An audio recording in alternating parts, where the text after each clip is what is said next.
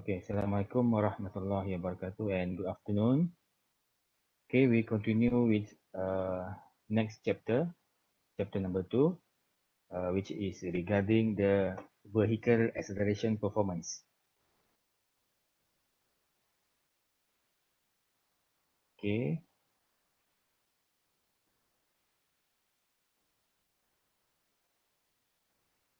Okay, first, before we go in detail what is vehicle acceleration performance, we look into what is the meaning of vehicle powertrain system.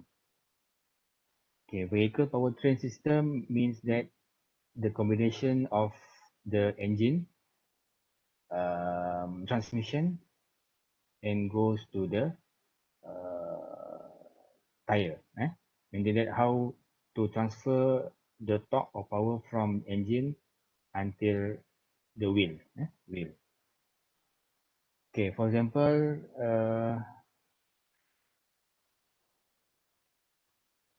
at your screen, the upper left figure shows the front wheel drive layout. Front wheel drive layout where the engine, torque converter, transmission, and final drive exist in the front.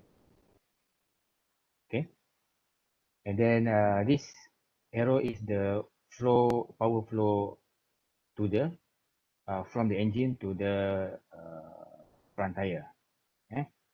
Which start from engine, goes to torque converter, transaxle, and final drive before end out at the front tire. Okay, this example is for automatic transmission yang diguna automatic transmission because ada existence of torque converter. Sama juga manual transmission, dia tak ada torque converter tapi dia ada direct terus lah, gear semua tu lah. For your information, the transmission, we have several type of transmissions. We have automatic transmission, manual transmission, CVT, continuous variable transmission, macam-macam lah, DCT, and so on. Okay.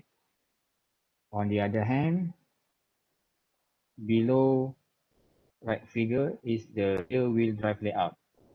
Rear wheel drive layout, where the power from the engine transfer to the rear wheel with this configuration. Start from engine, torque converter, transmission, drive shaft, dia ada kita ada differential and final drive kat sini. Yeah, and then rear wheel yang drive the vehicle. If the front wheel drive layout, the front wheel will drive the vehicle. Okay, when we talk about the acceleration performance, meaning that we need to know or to model the mechanical system from the engine, until the before the tire lah. Dan kita nak modelkan benda tu. Because this subject is related to modeling, so banyaklah mathematical equations involved. Okay. For acceleration performance, okay, especially in longitudinal direction or x direction, we can define or determine by two limits. One is the from engine power, biasanya in high speed condition, and then the second one is the traction limits on the drive wheels, either front wheel drive or rear wheel drive. Okay, ini biasanya depend on the vehicle at the low speed condition. Okay, when you look into the figures for the low speed condition, okay, for the example, the vehicle is travel from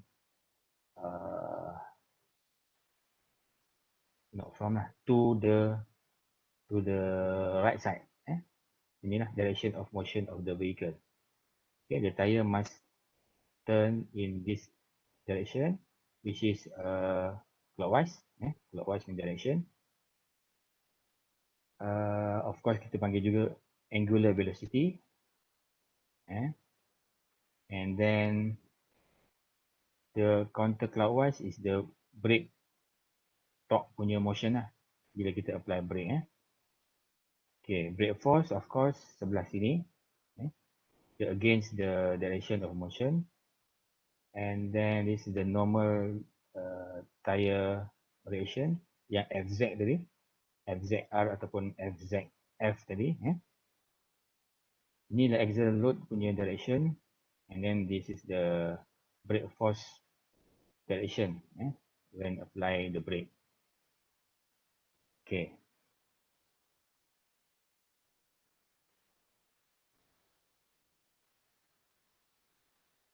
Okay, we look in general about engine. About engine. In market exists a lot of type of engine.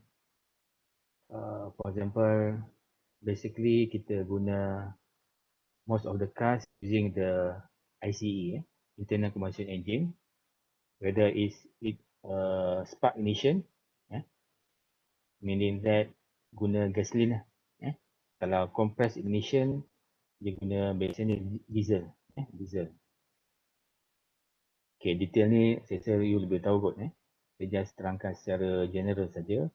Okay, on top of engine, we have also the vehicle that run with electric motor. Contohnya kereta hybrid. Dia ada two sources of power lah. Either from engine or electric motor. Okay. And then also we have EV, electric vehicle, that have only one source of power, which is dipakai electric motor. This is the engine punya power lah, which come from this either ICE, electric motor or electric motor. Okay, basically the engine, if the front wheel drive or rear wheel drive, the engine is located at the front of the vehicle. Ada juga kereta yang engine dekat belakang kan, tapi dia very minimal lah. Maksudnya tak banyak kenderaan yang ada engine di belakang. Normally di depan. Okay. And then when you look into the performance of the engine, okay, this example comparison between gasoline and diesel engine. Okay, we have what exists is in power. Ada dua unit sini, horsepower and kilowatt. Okay, sama untuk sini. So sebelah X axis is speed, engine speed, engine speed, and then sebelah kanan Y axis is torque punya axis, juga specific fuel consumption in different units. Okay, for normal punya engine, either gasoline or diesel, bila kita press the throttle pedal, engine speed will increase. Power pun increase lah. At a certain time, dia sampai maksimum, memang tak kat situ, lebih kurang sini. Contoh dia, around 5,200 RPM. Bila kita tekan lagi, memang tak boleh pergi lah. Maksudnya dia punya power akan drop. Ni limit dia kat sini lah, maksimum. Same goes to diesel. Diesel, bila kita press the throttle pedal, power akan increase, and then the speed of the engine also increase. Okay, dari segi torque pula, bentuk gasoline graph macam ni, akan naik, tapi akan menurun pada certain speed. Bagi diesel pula, dia akan naik sikit, lepas tu dia slowly, slightly decrease, slightly reduce. And then another parameters we can know is from the specific fuel consumption. Lagi rendah maksudnya lagi bagus lah. Kan? Fuel consumption. Betul lah. And then dia ada certain speed yang dah sampai situ dah tak boleh buat apa. Fuel consumption dia akan naik. Consumption dia akan naik. Okay, ni lah example of the gasoline and diesel punya engine punya karakteristik. Karakteristik. Okay, so detail nanti you akan juga belajar subjek engine nanti lah. Cuma saya tak pasti nama subjek tu, mungkin engine teknologi ke apa ke, saya tak pasti ya. Okay.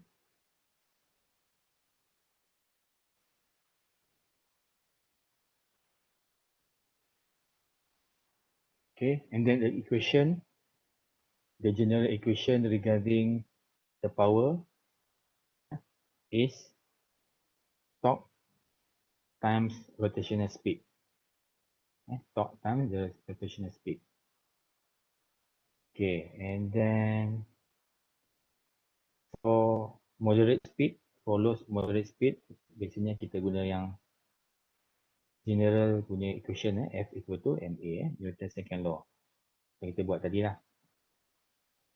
Okay. Okay, this is regarding the one of the mechanism bila kita tekan throttle pedal throttle. Okay.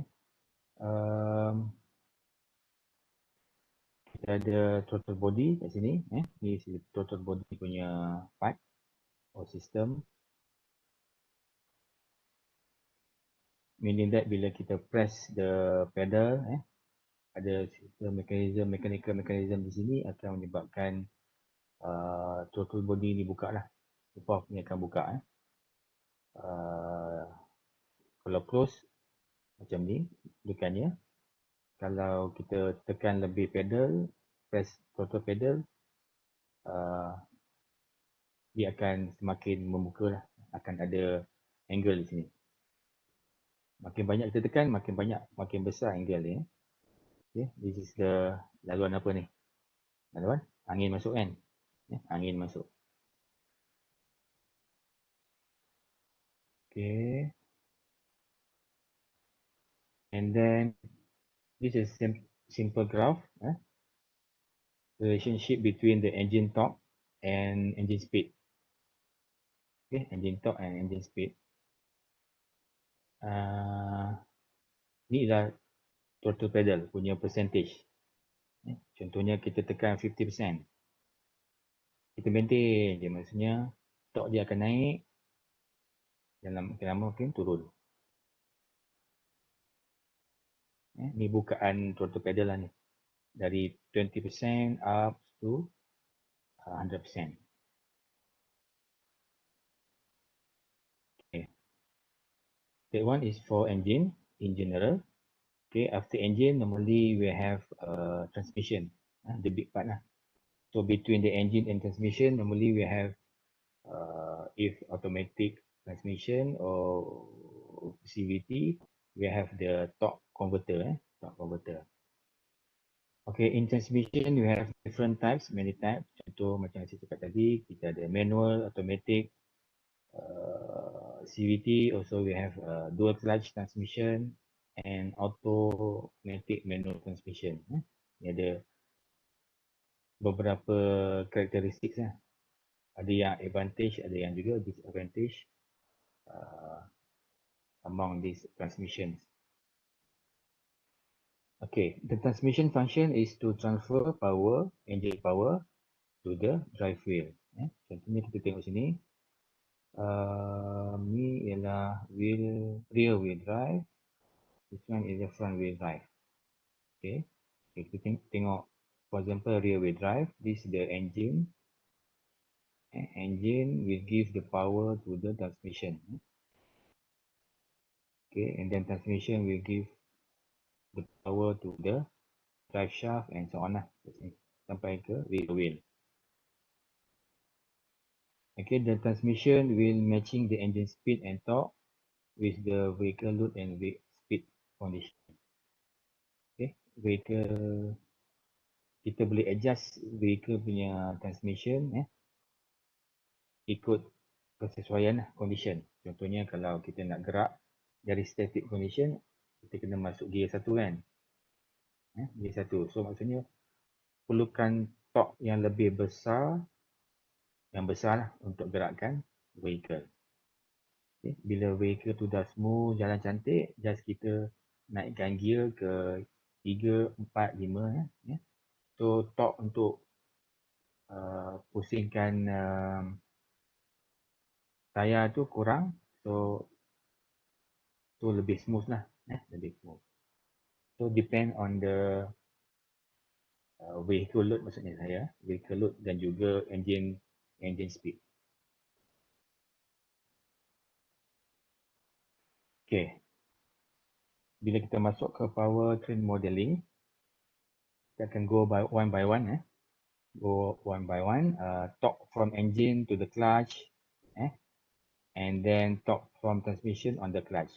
Okay, contohnya kita ada ni lah engine, contoh tengah ni clutch, yang di kelabu ni ialah transmission. Kita tengok one by one. Ni just nak fahamkan konsep saja. Okay, contoh ni equation regarding the torque transmission from the engine, to the clutch. Okay, TE is for engine torque at given speed, at any speed, okay, given speed. TC ni ialah torque at the clutch that will be input to the transmission. Okay, untuk ni kita ambil contoh manual transmission lah. Manual transmission, kita ada engine, clutch dan juga transmission. Okay, kita ada IE, engine rotational inertia, IE, ada sini. Ni shaft lah, shaft yang connect engine and clutch. Sini shaft tu akan pusing, kita ada inertia, engine inertia, and then kita pun ada engine rotational acceleration, alpha E. Okay, and then this is the equation lah that relates from the engine of the torque of the engine and the torque of the clutch. TC equal to TE minus IE alpha E. Okay, and then from clutch, kita tengok macam mana dia transfer to the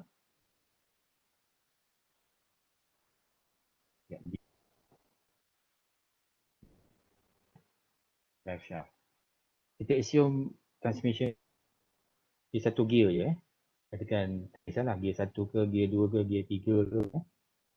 Hanya flow dia terus from engine, clutch and drive shaft. Okay, TC ni ialah torque of the clutch, TD ni ialah torque drive shaft, torque to the drive shaft. NT ni ialah numerical ratio of the transmission. Macam saya cakap tadi, kita dah assume dah ada transmission punya ratio, numerical ratio. IT ni ialah rotational inertia of the transmission. So what is relate to the torque from clutch to the drive shaft is can represent by this equation. TD equal to C minus IT alpha E dalam kurungan times numerical ratio of the transmission. So torque output ke drive shaft ialah TD lah. Ialah TD.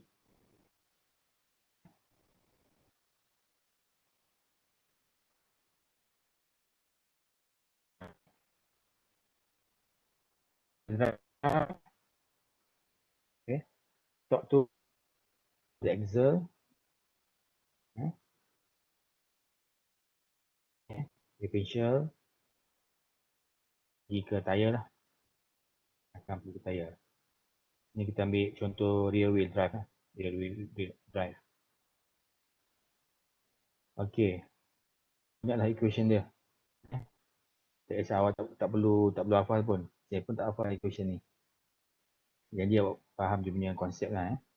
Okay, TA maksudnya torque on the axle, meaning that axle dia di rear axle sama ada sebelah kanan ataupun kiri.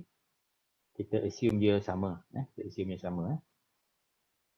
Actually tak sama lah. Kalau ada sini differential kan, actually tak sama. Tapi untuk simplicity, TA sini sama dengan TA sini pun sama.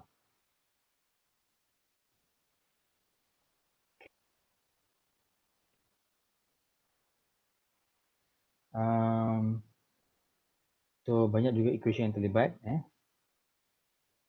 So TA tu equal to yang ni, Fx times R plus IW alpha W equal to TD minus ID alpha D. Darab dengan NF. So untuk apa setiap parameter ni ada kat sini semua. Ada kat sini semua.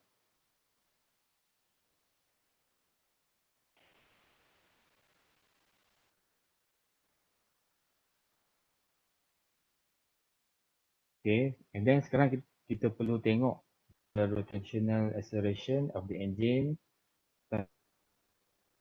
lines are related to that of the wheel by the gear ratio. Okay, mesti ada gear ratio. The rotational of the engine transmission. So kita boleh express by this equation lah. Equation number 4 and 5. Ni semua the gear ratio ni. NF is related to final gear ratio. NT tu ialah gear ratio semasa. And then from equation 1 to 5, we can combine semua tu. And we can solve the tractive force of vehicle based on the vehicle acceleration. Okay, AX. Maksudnya kita boleh darab dengan samakan dengan wheel rotational acceleration alpha W darab dengan tire radius. So dia akan jadi macam ni lah. Equation last sekali.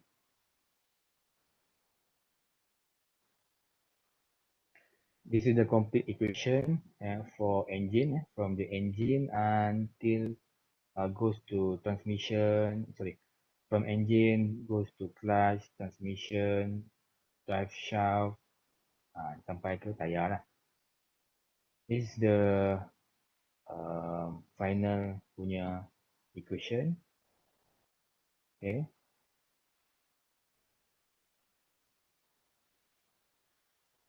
Okay. Kita tengok ada two terms kat sini. Two terms. Satu kita ada the first term. Ini kita panggil the first term. Yang warna merah ni. Left side. Left side. Torque multiply. Ni engine torque TE. Multiply by the overall gear ratio. NTF. And times the efficiency of the drive system. Inilah. Simbol ni. And then divide by the tire radius. Okay, this term represent the steady state tractive force available at the ground, okay, to overcome the road load forces, such as from aerodynamics punya load force ataupun rolling resistance. Basically to accelerate or to climb a road slope. Ini yang equation yang penting lah. Supaya kereta tu mudah bergerak. Dia boleh accelerate, dia boleh climb road slope, dia boleh overcome minusnya from aerodynamics punya force dan juga rolling resistance punya force. Ni term dia. term, the left term. Okay. The second term is the blue one. Ini second term. Yang ada minus ni. Minus bla bla bla. Ni second term sampai belakang lah. Okay. The second term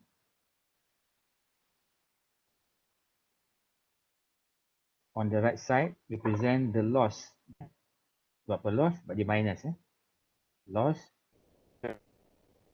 to the ini the and drive train components that come from a drive punya components. Okay, and then yang saya bracketkan ni warna purple ni ialah indicates the equivalent inertia of each component, atau kita panggil the effective inertia. Okay, ini nanti kita akan buat tutorial 2 bila kita meet lagi sekali minggu keempat. Kita akan tengok balik lah macam mana kita akan gunakan equation ni based on soalan yang akan diberi. Okay, setakat ni semua okey?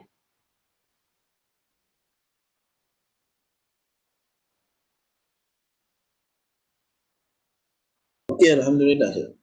Okey, saya teruskan. Alright. Okay. Alright. This graph shows the tractive force CY and then juga speed. Speed. Ini contoh manual transmission lah. Manual transmission. Sebab apa? Kita ada yang benda ni. First gear dia macam ni. Tractive force dia. Second gear. Third gear. Fourth gear. Ni contoh manual transmission yang lama lah. Cuma ada 4 gear kan. Sekarang ada sampai 5 kan. Normally ada 5. So ada lagi satu lah. Okay, based on ni kita boleh tengok maximum of each tractive force ni. Sebagai contoh, kita boleh plot ni sebagai constant engine power. Constant engine power. Maksudnya upper limit ataupun maximum of the tractive effort lah. Maksudnya kalau first gear lebih kurang sini. Second gear, third gear. So ni lah plot ni lah untuk constant engine power. Okay, so kalau gear rendah, biasanya perlu force yang lebih kan, tractive force yang lebih untuk gerakkan kenderaan. So ni lah gerak dia, first gear, dia memang tinggi, tractive force dia. Makin lama, dia makin besar, dia makin mudah untuk menggerakkan kenderaan. So makin lama, tractive force dia kurang. Kurang. Itu yang kita boleh tengok pada graf ni lah. Okay. Okay. Tadi habis untuk power limited acceleration that come from the engine. Nanti kita akan buat satu exercise kemudian satu soalan. How to tackle and how to use or how to apply the problem related to power limited acceleration that come from the engine or power source. Okay, second term is related to ni lah low speed punya ni. Related to the traction of the tire. Okay. Kita panggil dia traction limited acceleration. Okay. For example, kita tengok sini, kita boleh assume adequate power from engine and the acceleration is limited to the coefficient of friction between the tire and the road. Okay, contohnya kita ada vehicle bergerak ke kanan. Ni ialah normal force to the tire, W ni. Fx ni ialah force pada paksi X lah. Kita boleh express sebagai nu times W. mu is the speed coefficient of friction between tire and road. Okay, W ni ialah weight of the drive wheel. Okay.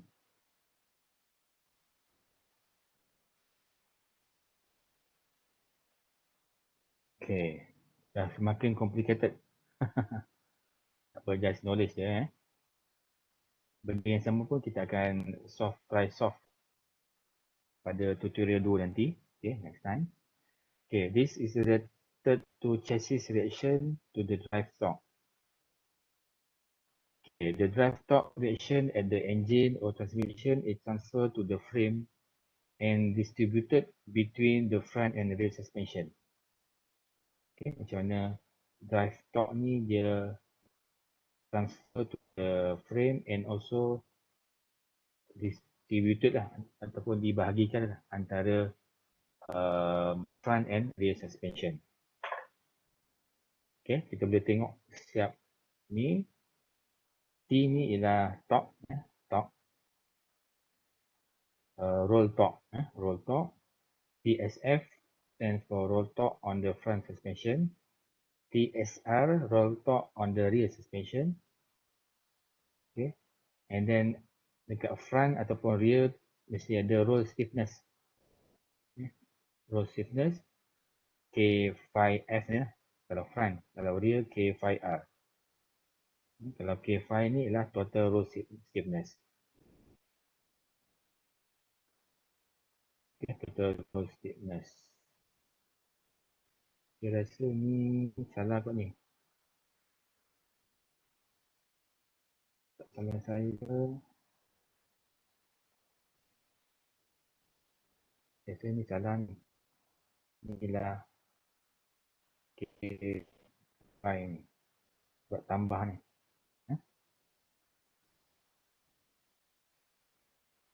Okay.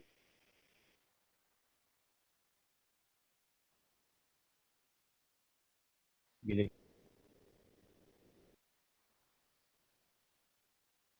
pelik, jangan risau, tak apa. Equation saya kasih semua. Cuma saya kena faham lah macam mana nak apply. Apply the equation. Masukkan nilai. Okay, this one is the road angle is simply the drive torque divided by the total road stiffness. Okay, ni dia road angle.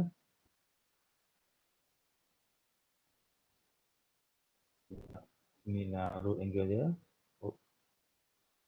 Road angle. Maksudnya torque T divided by total road stiffness. Okay, then ni based on ni kita boleh dapat ni lah bila campurkan based on previous slide punya equation tadi. Okay, this equation give the magnitude of the lateral load transfer as a function of the tractive force and a number of vehicle parameters such as the final drive ratio of the axle, tire radius and suspension road stiffness. Okay. Ini ialah equation macam ni dapat lateral load transfer. Lateral load transfer. Contohnya kalau digerak ke sini, lateral load transfer dari sini ke sini. WY. Lateral. In Y direction. Ini equationnya. Yang bawah ni. Okay. And then bila kita tengok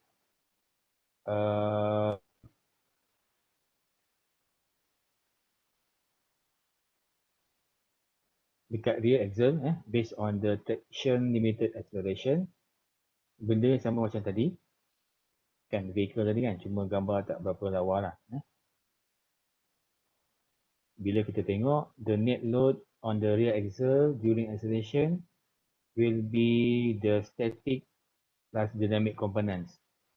Okay. For the rear axle, the equation dia. Equation dia.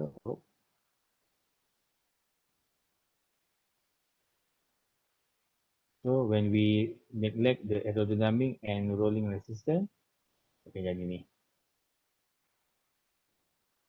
Okay, for the right rear, okay, for the right rear wheel ni.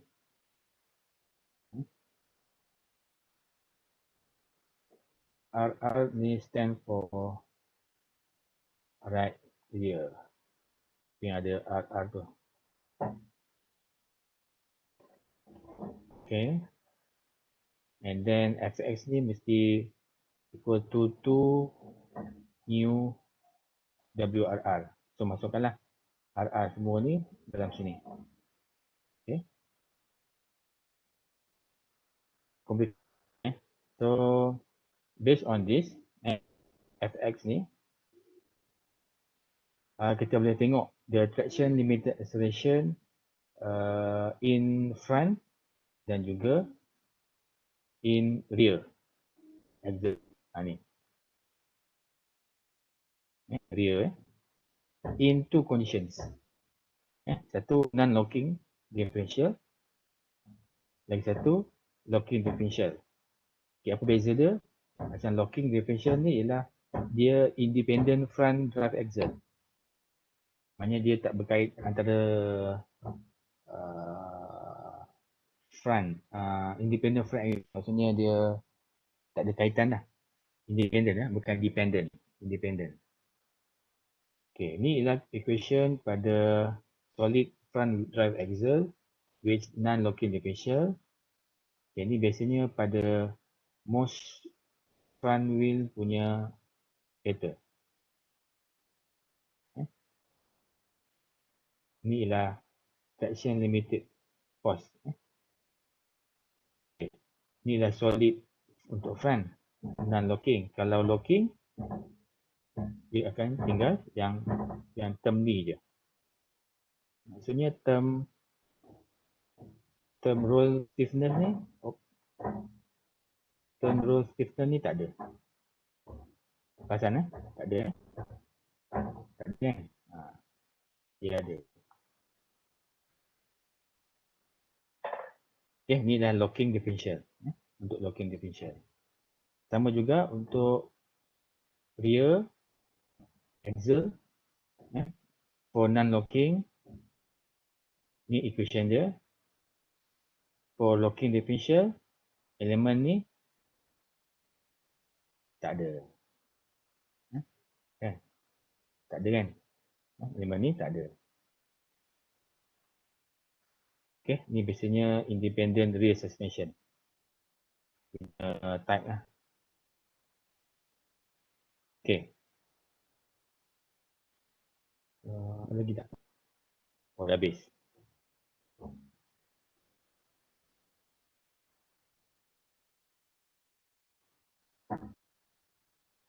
Habis chapter 2. Ya, chapter 2 ni. Tapi kalau kelas sebenar, memang lama lah saya buat. Nak fahamkan satu-satu kan. Mana tadi? Chapter...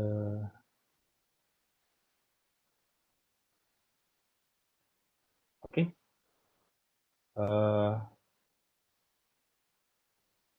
Semua ada lagi tak ni? Ada.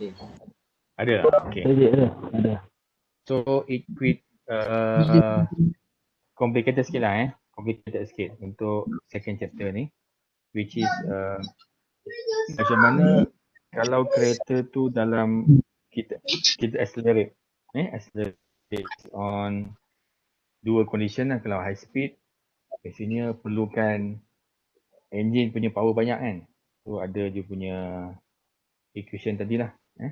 Kalau low speed, just ada friction antara tayar dan juga road tadi. Dan juga kita ada tengok tadi beberapa condition untuk front dan juga rear axle yang in two different differential. Satu locking, satu non-locking. Kita macam mana kena apply ni, kita akan buat tutorial nantilah. Tutorial nanti. So detail macam mana dapat equation ni tak perlu tahu kot. Tu dah bukan level awak ni. At least awak tahu benda tu macam-macam ni. Okay. Nak apply je. Apply je. Tahu equation ni memang kena study ni. Pecah kepala. Okay. So,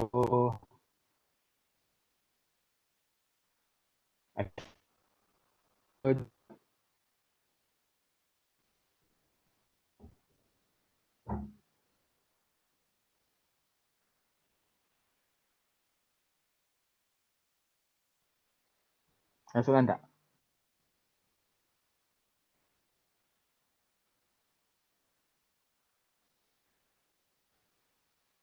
Buat masa ni saya tak ada lah. Okay. Saya rasa chapter 2 ni macam banyak nak ingat point dia punya teori. Tak perlu ingat lah. Equation 2 tak perlu ingat. Saya faham. Janji faham lah. Equation saya akan kasih. Jangan risau.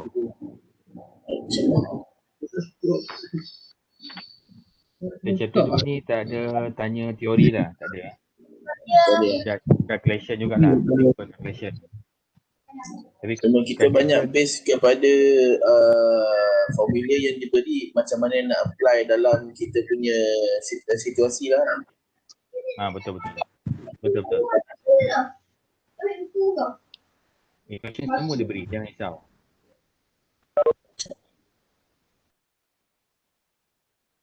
Bila cara nak apply equation tu lah. Condition A, kena apply macam ni. Kalau condition B, kena apply macam ni. Macam tu. Mungkin ada soalan tanya, compare. Apa beza antara condition A dan juga condition B. Macam tu lah, lebih kurang. Dia tak susah sangat pun subjek ni. Dia cuma bahagian nak apply equation tu, nak masuk nilai apa, takut ada calculation mistake kan. Itu kena jaga betul-betul lah. Dan lagi satu agak quite tough juga, MATLAB. MATLAB. Okay.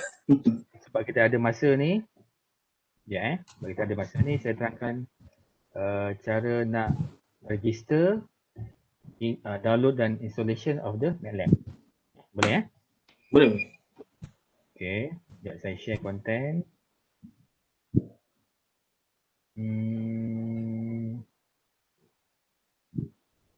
Okay, sini. Okay. Saya rasa sekejap.